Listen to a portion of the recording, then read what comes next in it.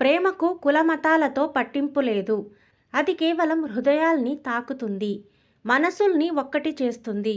సమాజం విధించిన కట్టుబాట్లను కాదనుకుని, మనసు మాట విని పెళ్లి చేసుకున్న వారికి సూటిపోటి మాటలు తప్పడం లేదు. ఈ విషయంలో ఇప్పటికీ విమర్శలు ఎదుర్కొంటూనే ఉంటానంటోంది హీరోయిన్ ప్రియమణి. ఈమె 2017లో ప్రియుడు ముస్తఫా రాజ్ను పెళ్లి చేసుకుంది. అప్పటి నుంచి ఇప్పటి వరకు తనపై ట్రోలింగ్ జరుగుతూనే ఉందని చెప్తోంది.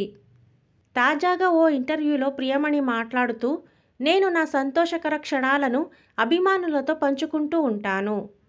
అలా నా ఎంగేజ్మెంట్ విషయాన్ని ఓ రోజు సోషల్ మీడియాలో వెల్లడించాను. విచిత్రంగా చాలామందికి మా జంటపై విపరీతమైన అనుమానాలు పుట్టుకొచ్చాయి. అతడు నన్ను మతం మార్పిడికి ఒత్తిడి చేస్తాడని ఏవేవో ఊహించుకుని మాపై విషం కక్కారు. జనాలు ఎంత దూరం వెళ్లారంటే, రేపు మాకు పుట్టబోయే పిల్లలు ఐసిస్లో చేరతారని కామెంట్లు చేశారు. నేను సినిమా ఇండస్ట్రీకి చెందిన వ్యక్తిని అయినంత మాత్రాన మీ నోటికి ఏదొస్తే అది అనేస్తారా? అసలు సంబంధం లేని వ్యక్తుల్ని కూడా విమర్శిస్తారా? ఆ ట్రోలింగ్ వల్ల 2-3 రోజుల పాటు నేను మనిషిని కాలేకపోయాను. ఇప్పటికీ నా భర్తతో కలిసి దిగిన ఫోటోను షేర్ చేస్తే చాలు 10లో 9 కామెంట్లు మతం లేదా కులం గురించే ఉంటాయని చెప్పుకొచ్చింది. ఇకపోతే ప్రియమణి చివరిగా 'ఆఫీసర్ ఆన్ డ్యూటీ' అనే మలయాళ సినిమాలో కనిపించింది.